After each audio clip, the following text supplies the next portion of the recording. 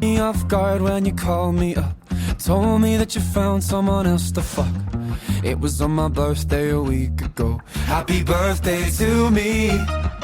Laying on the couch watching Parks and Rec, drowning all the pain in a can of Bex, trying not to feel sorry for myself. I wanted to forget you so bad that I tried till I couldn't feel the weight of my tongue. I shouted till I couldn't feel the air in my lungs. I wanted to regret you so bad. I was skydiving high, flying, running away, too scared to admit that I was lying to myself.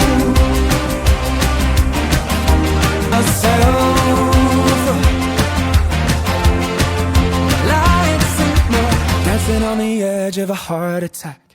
Any second now I'll go right back to blaming it all on you somehow. 'Cause I can't feel